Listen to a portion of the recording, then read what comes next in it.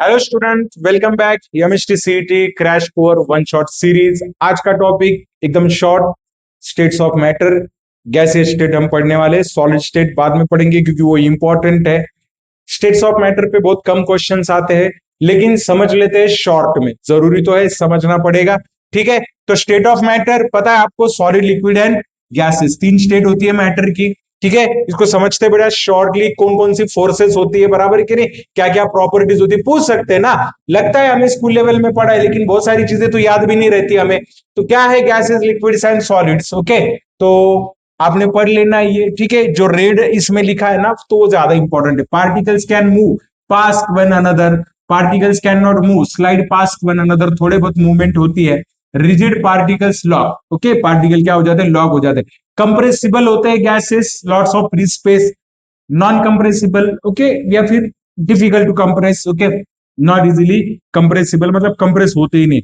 Particles can move past one another, वो तो लिखा है, फ्लो इजीली लिखा है ना। Okay, flow easily, flow easily, does not flow easily. So इसीलिए इन दोनों को फ्लूइड बोलते हैं। हम क्या बोलते हैं, लिक्विड को क्या बोलते हैं बेटा, फ्लूइड्स। ओके, चलिए आगे बढ़ते हैं। कुछ अट्रैक्टिव फोर्सेस वगैरह आप देख पाओगे यहाँ पर डायग्राम में, मतलब ये तो आप सभी को पता है क्या हो रहा है। ठीक है, देखिए हाँ, प्रोसेस देखिए, टेम्परेचर इंक्रीजेस, पार्टिकल के बीच में अट्रैक्टिव फोर्सेस कम हो रहे हैं, टेम्परेचर इंक्रीज हो रहा है तो solid to liquid, liquid to gas जाएगा। मॉलिक्यूलर मोशंस बढ़ रहे हैं, लेकिन इंटरमॉलिक्यूलर अट्रैक्शन कम होते जा रहे हैं, बराबर, इधर कम होते जा रहे हैं, इधर बढ़ते जा रहे हैं। तो ये समझ लेना है, मॉलिक्यूलर मोशंस अगर बढ़ते हैं तो अट्रैक्टिव फोर्सेस कम हो जाते हैं, बराबर कि नहीं, समझ में आया। ओके, प्रोसेसेस याद रखो बेटा। ठीक है, हम इंटरचेंज भी कर सकते हैं, किसी भी मैटर को किसी भी स्टेट में लेके जा सकते हैं, बराबर कि नहीं। ठीक है, solid can be melt, okay, by temperature fusion बोलते हैं। Convert, liquid can be converted into solid, solid can be sublimate, okay, इसको क्या बोलते हैं, डिपोजिशन भी हम बोल सकते हैं। Liquid vaporise to gas and gases can be condense to liquid, ये भी याद रखो। बहुत शॉर्ट वीडियो होने वाला है बेटा ये। ठीक है, हार्डली एक मैं आपको 20 मिनट में ये टॉपिक कवर करके देने वाला हूं। ओके, चलिए, मॉलिक्यूलर फोर्सेस वगैरह जो है तो वो आपको क्या करना है, याद रखना है। इंटरमॉलिक्यूलर फोर्सेस आपको याद रखनी है, जो जनरली क्या करती है, मैटर की फिजिकल स्टेट डिसाइड करने का काम करती है, बराबर कि नहीं। ठीक है, वैन देर वाल फोर्स। चलिए, यहां पर ना आपको कुछ अट्रैक्टिव फोर्सेस दिए बेटा, ये है टाइप्स ऑफ इंटरमॉलिक्यूलर फोर्सेस में। सबसे पहली फोर्स आपको दी है डिस्पर्शन फोर्स। डिस्पर्शन फोर्स के लिए एक चीज याद रखो बेटा, दोनों मॉलिक्यूल्स नॉन पोलर होते हैं, और डिस्पर्शन फोर्स को इंस्टेंट डायपोल मोमेंट भी कहा जाता है। देखो इंड्यूस, ओके, इंस्टेंट होता है, कुछ देर के लिए होता है, दिख रहा है आपको। ठीक है, ये डायपोल, तो ये जो होता है ना, ये जनरली क्या करता है, डायपोल मोमेंट क्रिएट करते हैं, और कुछ देर के लिए, कुछ देर के लिए क्या कर लेते, देखो अब ये इधर चला गया ना पॉजिटिव, तो इधर निगेटिव चार्ज आएगा, इसका पॉजिटिव, तो कुछ देर के लिए बॉन्ड क्या कर लेते हैं, फॉर्म कर लेते हैं। एंड यहां पर जो अट्रैक्शन है बहुत ज्यादा वीक होता है, बहुत ज्यादा weak, van der Waals force of attraction, अगर आपको पता हो तो। ठीक है, गैसीय स्टेट में वही एक तो फोर्स होती है। उसके बाद आता है बेटा dipole dipole forces of interaction या डायपोल डायपोल इंटरेक्शन। यहाँ पर जनरली मॉलिक्यूल पोलर होता है बेटा, यहाँ पर मॉलिक्यूल क्या होता है, जनरली पोलर मॉलिक्यूल होता है। कौन सा मॉलिक्यूल होता है बेटा, पोलर। पोलर मॉलिक्यूल में क्या होता है ना बेटा, निगेटिव आयन जो होते हैं ना, निगेटिव, ओके, निगेटिव पोल होगा और पॉजिटिव पोल होगा, तो उनके बीच में क्या रहेगा, अट्रैक्शन रहेगा, जिसको बोलते हैं डायपोल डायपोल। याद रखो, डिस्पर्शन फोर्स पे दोनों मॉलिक्यूल नॉन पोलर है, ओके, दोनों मॉलिक्यूल क्या है, नॉन पोलर है, और डायपोल डायपोल में दोनों भी क्या रहेंगे, पोलर रहेंगे। ठीक है, नेक्स्ट फोर्स है बेटा attractive force, induce dipole interaction. इसमें क्या होगा ना बेटा, एक मॉलिक्यूल जो रहेगा ना बेटा, एक मॉलिक्यूल, ओके, एक मॉलिक्यूल क्या होगा, पोलर होगा, एक मॉलिक्यूल पोलर, तो दूसरा क्या होगा, नॉन पोलर होगा बेटा, क्या होगा, नॉन पोलर। ओके, दिख रहा है आपको, ये पोलर मॉलिक्यूल है, बराबर है कि नहीं। ठीक है, तो ये, इसको हम क्या करेंगे, कंसिडर कर सकते हैं इंड्यूस डायपोल इंटरेक्शन में। ठीक है, अभी देखो डायपोल इंड्यूस डायपोल फोर्सेस दिया है ना। हाँ, मैंने क्या बोला यहाँ पर, ठीक है, थोड़ा ठीक है, हाँ, इसको करेक्शन करता है। ठीक है, इंड्यूस डायपोल इंटरेक्शन दिख रहा है बेटा आपको। ठीक है, तो यहाँ पर क्या होगा ना, एक मॉलिक्यूल जो रहेगा, देखो ये नॉन पोलर मॉलिक्यूल दिख रहा है, और ये कौन सा है, पोलर मॉलिक्यूल, जिसमें परमानेंट डायपोल मूवमेंट होता है, इसमें डायपोल मूवमेंट जीरो होता है। तो इनमें जो अट्रैक्शन होगा वो किसकी वजह से होगा, डायपोल इंड्यूस इंटरेक्शन से होगा। और यहाँ पर क्या रहेगा, आयन इंड्यूस डायपोल इंटरेक्शन, या डायरेक्टली हम इसको आयन डायपोल इंटरेक्शन बोलते हैं। तो आयन डायपोल इंटरेक्शन में क्या होगा, जो आयोनिक मॉलिक्यूल है उसका एनायन पोलर मॉलिक्यूल के पॉजिटिव पोल के साथ जाएगा, और जो मॉलिक्यूल का कैटायन होगा आयोनिक कंपाउंड का, वो पोलर मॉलिक्यूल के निगेटिव आयन के साथ जाएगा। सोडियम क्लोराइड की बात करते हैं ना, सोडियम क्लोराइड आयोनिक है और H2O क्या है, पोलर है, तो यहाँ पे भी इंटरेक्शन होगा, उसकी वजह से तो सोलिबिलिटी होती है। चलिए नेक्स्ट जो इंपॉर्टेंट इंटरेक्शन इंटरेक्टिव फोर्स है वो हाइड्रोजन बॉन्ड, ये स्पेशल केस है, केमिकल बॉन्डिंग में मैंने पढ़ाया है। तो हाइड्रोजन बॉन्ड में कुछ चीजें याद रखो आप। ओके, मॉलिक्यूल में कौन होना चाहिए, हाइड्रोजन तो होना ही चाहिए। साथ में कौन होना चाहिए बेटा, बताओ कौन होना चाहिए साथ में, हाइड्रोजन तो होना ही चाहिए, साथ में फ्लोरीन होना चाहिए या फिर ऑक्सीजन या फिर नाइट्रोजन, तभी क्या होगा, हाइड्रोजन बॉन्ड होगा, बराबर है कि नहीं। तो यहाँ पर लिखा hydrogen bonding between water molecules, ethanol water molecule, ammonia hydrogen, और इसकी वजह से बॉइलिंग पॉइंट भी बढ़ता है, जो होना चाहिए ना उससे भी थोड़ा बॉइलिंग पॉइंट क्या होता है, ज्यादा होता है। चलिए अभी आएंगे बेटा हम गैसेस लॉ पर, किसके लॉ पर, गैसेस लॉ, अगर आपको पता हो गैस लॉ। ठीक है, तो सबसे पहले हम जो गैस लॉ देख रहे हैं बेटा वो कौन सा है, बॉयल्स लॉ है। ठीक है, प्रेशर वॉल्यूम रिलेशनशिप है बॉयल्स लॉ में, क्योंकि क्योंकि टेम्परेचर बॉयल्स लॉ में क्या होता है बेटा, कांस्टेंट होता है। तो क्या रिलेशनशिप है, PV is equal to constant, मतलब P is inversely proportional to volume. P क्या रहेगा बेटा, इनवर्सली प्रोपोर्शनल रहेगा, किसको, वॉल्यूम को। P is inversely proportional to volume. तो हम एक इक्वेशन बनाते हैं बेटा, क्या P1 V1 is equal to P2 V2, क्या इक्वेशन बनाते हैं, P1 V1 is equal to P2 V2, या फिर आप लिख सकते हो क्या, P1 upon P2 is equal to V2 upon V1, क्योंकि प्रेशर और वॉल्यूम एक दूसरे को क्या होता है, इनवर्स प्रोपोर्शन में होता है। इसका ग्राफ आप याद रखिए, जैसे जैसे प्रेशर बढ़ेगा वॉल्यूम वैसे वैसे क्या होगा, कम होगा। ये ऐसा ग्राफ हमें क्या होता है, मिलता है। ठीक है, चलिए आगे बढ़ते हैं, इस लॉ में याद रखना है आपने। ठीक है, प्रॉब्लम एमसीक्यूज लेंगे हम। उसके बाद है बेटा चार्ल्स लॉ।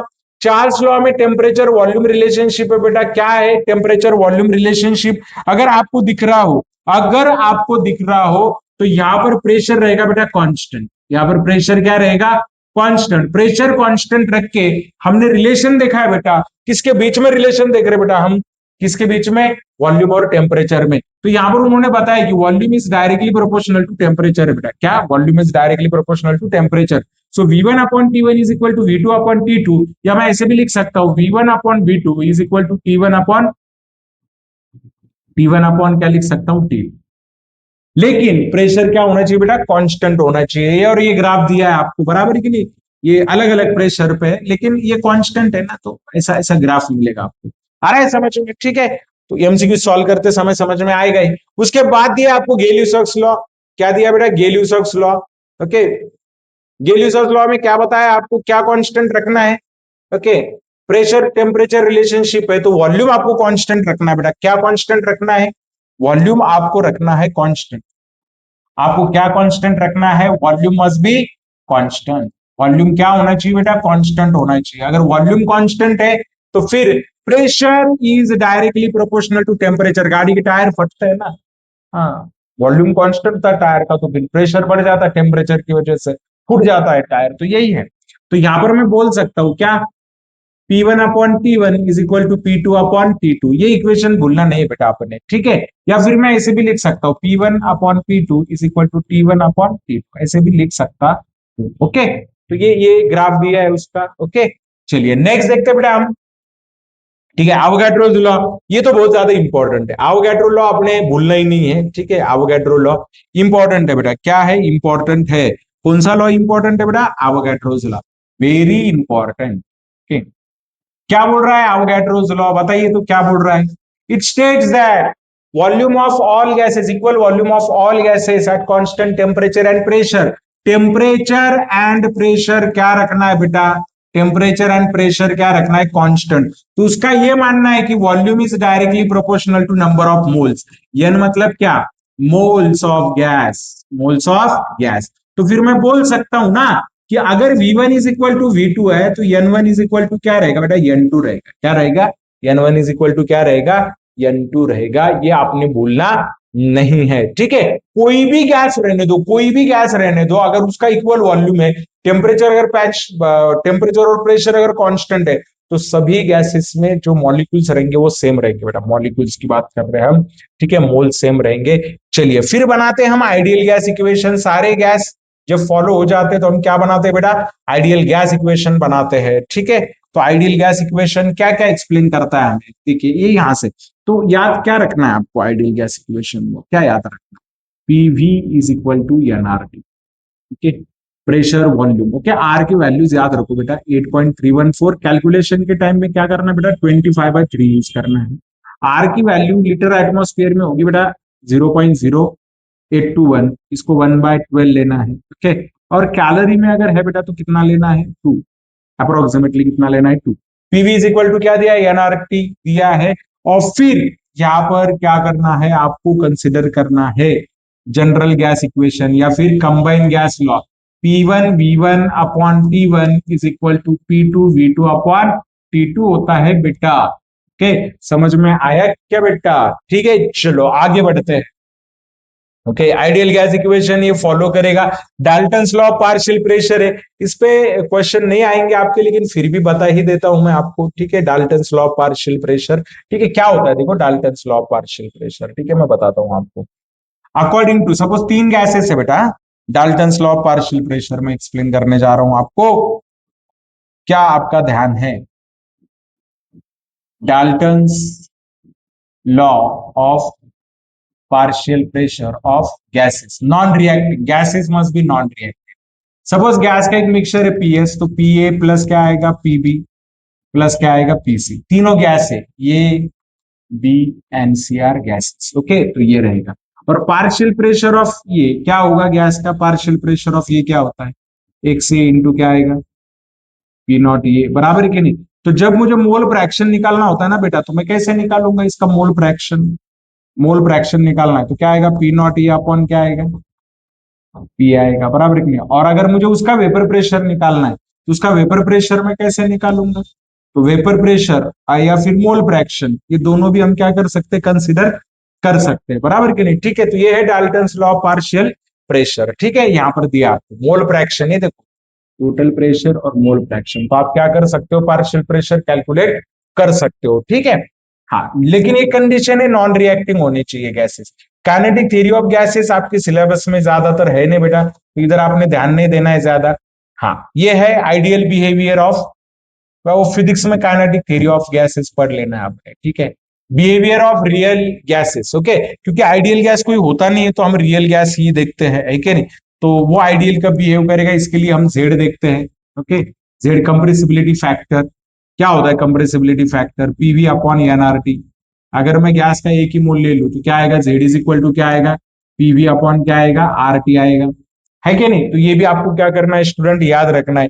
देखिए आपको क्या दिया उन्होंने, in case of real gas PV is not equal to nRT, Z is not equal to nRT. Thus in case of real gases Z can be greater than 1 और लेस देन 1, बराबर कि नहीं, ठीक है, ऐसा हो सकता है। याद रखो ये इंपॉर्टेंट पॉइंट है, अगर नहीं दिख रहा है तो थोड़ा बड़ा करते हैं और याद रखो आप लोग, ठीक है, ये इंपॉर्टेंट पॉइंट रहेंगे। When Z is less than 1, it is negative deviation, it shows the gas is more compressible than expected from ideal behavior. When z is greater than 1, it is positive deviation, it shows that gases is less compressible than expected from ideal behavior, okay। तो gases को compress करना न करना उस पर वो क्या करेगा, डिपेंड करेगा, ओके। ये देखिए कुछ पीवी की कंडीशन दी आपको, है ना, दिख रहा आपको। तो ये आइडियल के लिए है ग्राफ, ठीक है। ये जो ग्राफ आप देख रहे हो ना बेटा, ये आइडियल के लिए, किसके लिए, आइडियल के लिए। भी देखिए कुछ गैस ऐसे नेगेटिव दे रही है, इसको कंप्रेस कर सकते हैं, इनको कंप्रेस नहीं कर सकते, H2 को नहीं जल्दी कंप्रेस कर सकते, N2 को कुछ हद तक कर सकते हैं, इसको भी कर सकते हैं। कंप्रेस करना और लिक्विफाई करना दोनों अलग अलग चीज है, बराबर कि नहीं, ठीक है। हाँ, एक चीज आपने याद रखो, देखो हाँ क्या दिया है, the forces of attraction between gases molecules are negligible, volume occupied by gas molecule is negligibly as small as compare to the volume occupied by the gas, okay. तो ये इंपॉर्टेंट चीज है, अजम्पशन होते हैं अट्रैक्टिव फोर्सेस वगैरह, ठीक है। हाँ, ये वैन वॉल ये आपके लिए है नहीं ज्यादा, तो इसकी तरफ आपने ध्यान देना भी नहीं है, बराबर कि नहीं, ठीक है। हाँ, लिक्विड का है तो लिक्विड का नहीं भी पढ़ा तो चलता है स्टूडेंट, 3 फेजेस है लिक्विड के, अगर आपको याद हो तो, बराबर कि नहीं, 3 जनरली फैक्टर्स है लिक्विड के, पढ़ लेना आपने, वेपर प्रेशर, उसके बाद सरफेस टेंशन और उसके बाद विस्कोसिटी। तो वेपर प्रेशर ज्यादा होता है तो बॉइलिंग पॉइंट कम होता है, बराबर कि नहीं, ठीक है। जिसका बॉइलिंग पॉइंट कम हो, वेपर प्रेशर ज्यादा, तो उसको मोलाटाइल बोलते हैं। जिसका वेपर प्रेशर कम हो तो बॉइलिंग पॉइंट ज्यादा होता है, तो बराबर कि नहीं। Vapour pressure directly proportional to temperature, temperature बढ़ता है तो वेपर प्रेशर बढ़ता है। पोलर मॉलिक्यूल का वेपर प्रेशर कम होता है, नॉन पोलर का वेपर प्रेशर ज्यादा होता है। सरफेस टेंशन क्या होता है, फोर्स एक्टिंग ओके परपेंडिकुलर, और सरफेस टेंशन टेम्परेचर के साथ क्या होता है, कम होता है। ओके, विस्कोसिटी क्या होता है, फोर्स ऑफ फ्रिक्शन होता है, टेम्परेचर के साथ विस्कोसिटी क्या होती है, कम होती है। तो ये बुक से आपने पढ़ लेना है। जल्दी से हम क्या कर लेते हैं बेटा, कुछ एमसीक्यू सॉल्व करते हैं, ठीक है। चलिए देखते हैं।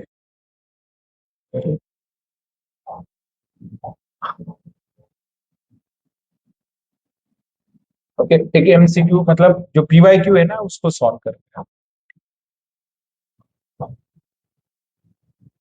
यस, आगे है हमारी, ठीक है। इसको थोड़ा बड़ा कर लेते हैं ताकि आपको समझ में आ जाए। ओके, तो आप देख पाओगे लिक्विड स्टेट पे बहुत रेयरली क्वेश्चंस आते हैं। लिक्विड स्टेट कंटेनर, ओके, एक कंटेनर है जिसमें 4 ग्राम क्या है बेटा, 4 ग्राम हाइड्रोजन है, 4 gram helium and certain amount of neon at a certain temperature. What is the mass of Ne required so that the partial pressure exerted by Ne is equal to the partial pressure of helium, बराबर, ठीक है। तो helium का कितना दिया है, 4 ग्राम, तो helium के मोल्स कितने हैं, हीलियम के मोल्स कितने हैं, 1 मोल है, बराबर कि नहीं। और हाइड्रोजन के कितने मोल है, 2 मोल है। तो दोनों का अगर सेम चाहिए तो नियॉन का भी कितना चाहिए आपको, हीलियम का अगर एक है तो नियॉन का भी एक ही मोल चाहिए, तो नियॉन का जो मास होगा वो कितना होगा, तो नियॉन का 1 मोल चाहिए, मतलब कितना ग्राम चाहिए, 20 ग्राम चाहिए। क्योंकि इसका आधा हो गया है ना, इसका आधा हो गया तो मतलब इसका 2 मोल हो गया, तो इन दोनों की मिला के भी 2 मोल आने चाहिए ना, तो इसका 1 मोल तो ऑलरेडी है, इसका भी 1 मोल चाहिए, बराबर कि नहीं, क्योंकि वो मोल पे डिपेंड होता है, मास पे नहीं डिपेंड होता है, ठीक है। चलिए, a container contains equal masses of hydrogen, helium, carbon dioxide and neon at certain temperature. Which of the following gas exerts minimum partial pressure? देखिए इक्वल मासेस दिए, तो इक्वल मासेस मतलब क्या आएगा, मोल्स आपको कैलकुलेट करने पड़ेंगे ना, आपको पता है number of moles is inversely proportional to molar mass, बराबर है कि नहीं। And okay, number of moles is directly proportional to partial pressure, बराबर है कि नहीं।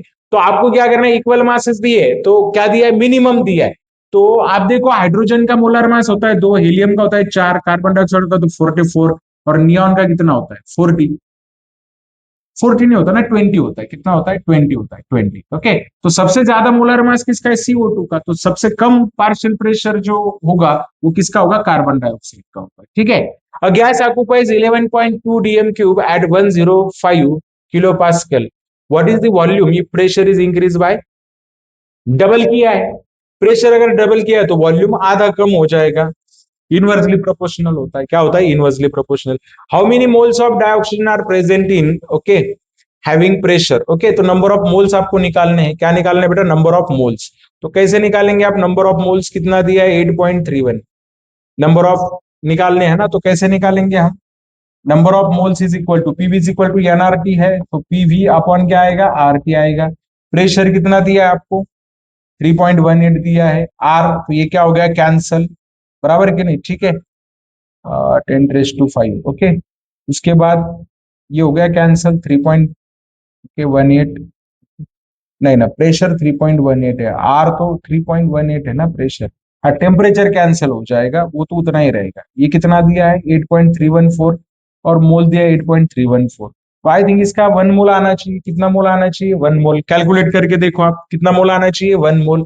चलिए इधर क्या दिया है आपको, 3.4 moles of an ideal gas occupies volume of 68 ml at 300 Kelvin. What would be the pressure of the gas? तो गैस का प्रेशर क्या होना चाहिए, ठीक है। तो चलिए इसको सॉल्व करते हैं बेटा, इसको क्या करते हैं, सॉल्व करते हैं, ठीक है। कितना दिया है, प्रेशर कैलकुलेट करना है, so pressure is equal to क्या आएगा, एन आर टी अपॉन क्या आएगा, फी। तो एन कितना दिया आपको, 3.4 दिया है, क्योंकि आर की वैल्यू क्या दी है, 8.314, मतलब 25/3 लेंगे, इजी जाएगा हमारे लिए, ओके। उसके बाद क्या आएगा, टेम्परेचर आएगा 300 डिवाइडेड बाय वॉल्यूम कितना दिया है, 68 ml, कितना दिया है 68 ml दिया है, तो इसको लीटर में कंसीडर कर सकते हैं, ml तो मीटर क्यूब में कंसीडर करते हैं इसको, क्योंकि ये तो किलो पास्कल में दिया है ना, तो मीटर क्यूब में लेते हैं। ओके, चलिए कितना लेंगे हम इसको, 68 ले लेते हैं, इंटू 10⁻² क्या आएगा, -5, ठीक, चलिए तो ये कैंसिल हो गया, तो मतलब यहाँ पे कितना आएगा 20, ये कैंसिल हो गया, ये कितना आएगा 100, तो ये कितना आएगा 5। ओके, 125 आ रहा है, ये आना चाहिए स्टूडेंट। ठीक है, कितना आना चाहिए 1.247, कितना आना चाहिए 1.247, सॉल्व करके देखो आप। ओके, अगैस है वो, अगैस ऑक्यूपाइज 11.2, तो ये तो डबल हो गया ना बेटा, है कि नहीं, ये डबल हो गया। चलिए, keeping temperature constant the pressure of 11.2 DM cube, okay, gas increase from, अरे यार 420 दिया है भैया, 420 दिए।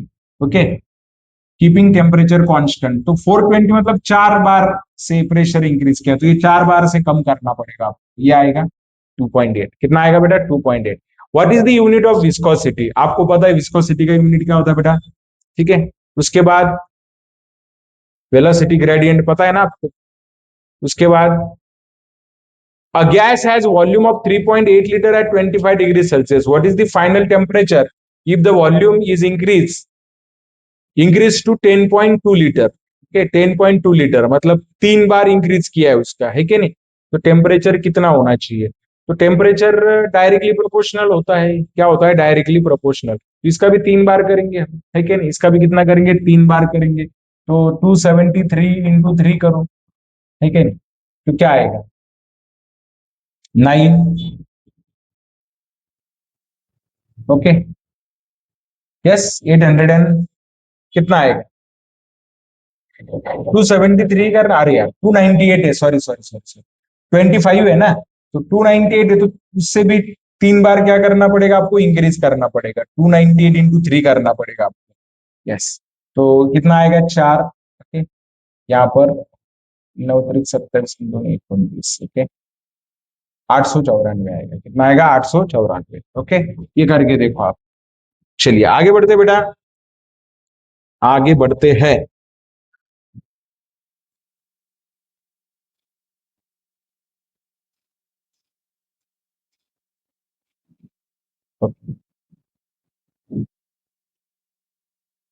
ये तो हो गया था हमारा, ठीक है, आइडेंटिफाई द प्रोडक्ट बी। यार ये यहाँ पर ये क्वेश्चन क्यों दिया है यार। ठीक है, चलिए, किसका नहीं है ना, फिर भी कर लेते हैं। ड्राई से, ड्राई और फिर H2O से हाइड्रोलाइज किया है, तो ड्राई के साथ क्या मिलेगा आपको, इधर एक कार्बन इधर एक कार्बन, 2 कार्बन का कौन सा एसिड होता है, इथेनोइक एसिड, कर लिया। चलो, at 0 degree Celsius gas occupies 22.4 litres, what is the temperature in Kelvin to reach the volume of, okay, मतलब 10 बार, 10 गुना इंक्रीज करना है, कितना गुना 10 गुना, तो 273 पे कितना है 22.4, तो आप अभी आपको कितना करना है क्या नहीं, एक्स तो करना पड़ेगा, 10 आएगा, तो इसका आंसर कितना आएगा, है ना। चलिए नेक्स्ट क्या है, equal masses of H2 and Ag enclosed in a container in temperature. The ratio of partial pressure of H2, equal masses दिए, दोनों के क्या दिए हैं, इक्वल मासेस दिए हैं, तो इक्वल मासेस दिए मतलब एक्स बाय क्या लेना पड़ेगा 2, ठीक है, और इसका क्या लेना पड़ेगा एक्स बाय क्या लेना पड़ेगा 4, तो ये मोल्स रहेंगे ना उनके, ठीक है नहीं, तो ये मोल्स होंगे, तो दोनों के पार्शियल प्रेशर का रेशियो पूछा है आप, तो क्या आएगा रेशियो, इसका x/2 है, इसका क्या है x/4 है, बराबर नहीं, इक्वल मासेस की, तो हाइड्रोजन का ज्यादा रहेगा, ठीक है, कितना आएगा 1:2, क्या आएगा 2 आएगा, 1:2 क्या आएगा बेटा। Calculate the number of moles of gas having volume 2.5 liter at 300 Kelvin and 4.5 atmosphere. चलिए कैलकुलेट कर लेते हैं, क्या कैलकुलेट करना है, number of moles n calculate करने, प्रेशर कितना दिया बेटा 4.5, ठीक है, उसके बाद वॉल्यूम कितना दिया 2.5 litre divided by RT 1/12, okay, और टेम्परेचर कितना दिया है 300 केल्विन, बराबर कि नहीं, 12 को ऊपर लेके जाओ, या 12 को ये करो ना, कितना आएगा 24, 25 कितना आया 4.5 इंटू 2.5 डिवाइडेड बाय 25, सही है ना, बराबर है कि नहीं, 25 ये 10 आया, तो 0.45 आएगा बेटा इसका आंसर। यस, ओके, कितना आया 0.46। ओके, चलिए नेक्स्ट, नेक्स्ट क्या आएगा,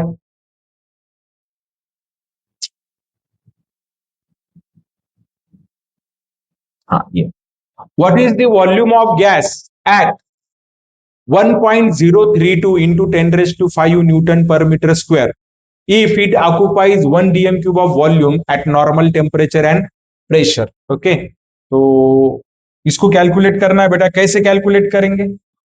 क्या दिया है बताओ? What is the value? क्या वैल्यू दी है आपको? वॉल्यूम पूछा है आपको, तो वॉल्यूम का फॉर्मूला क्या आएगा बेटा? वॉल्यूम इज इक्वल टू क्या आएगा? N R T upon P. तो एन कितना दिया है? एन कितना दिया है?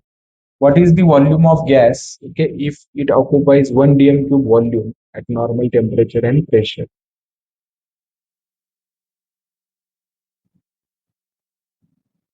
Yeah, okay, okay. 1 dm cube volume दिया है। हाँ, तो एसटीपी कंडीशन दी है ना, of volume at normal temperature and pressure. Okay okay okay okay okay, आपने को ना बेटा ये यूज करना है, P1 अपॉन क्या, T1 इज इक्वल टू, ऐसा फॉर्मूला क्या करना है, कंसिडर करना है। बराबर है कि नहीं? तो सेम रहेगा ना, बराबर के नहीं, ठीक है। और यहाँ पर क्या आएगा, P2 V2 अपॉन क्या आएगा, T2। Okay, normal temperature and pressure, लेकिन टेम्परेचर दिया नहीं ना यहाँ पर, वो कंडीशन ही नहीं दी है हमें, ठीक है। तो क्या करो ना आप लोग, इससे कैलकुलेट करके देखो, टेम्परेचर वही रखना है और उस बेसिस पे इसको क्या करना है, कैलकुलेट करके देखना है। तो कितना आएगा बताओ, कितना आएगा? P1 V1। तो आप क्या करोगे यहाँ पर, देखिए एसटीपी नॉर्मल टेम्परेचर और प्रेशर, नॉर्मल टेम्परेचर और प्रेशर कंसिडर करो, ओके, और फिर उसको कैलकुलेट करने की कोशिश करो, ठीक है स्टूडेंट। ओके, तो आई थिंक इसका आंसर आना चाहिए 1.3 है ना, और 1 डीएम को ऑक्यूपाई कर रहा है, तो अगर मैं डिवाइड करूँ 1.3 से, क्योंकि वो भी तो प्रेशर ही रहेगा ना, उतना 1 ही रहेगा। ओके, तो इससे ये इसका आंसर आना चाहिए स्टूडेंट, यस डेफिनेटली कंफर्म हो गया इसका आंसर।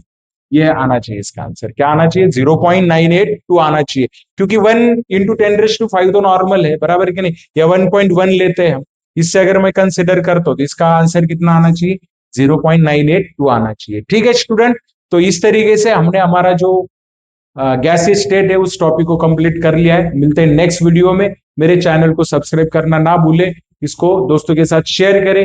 नीट के लिए शॉर्ट शॉर्ट ट्रिक मैं लेके आने वाला हूं, ओके, उसके लिए भी आप तैयार रहिए। उसके लिए पहले मेरे चैनल को सब्सक्राइब कीजिए। Bye bye.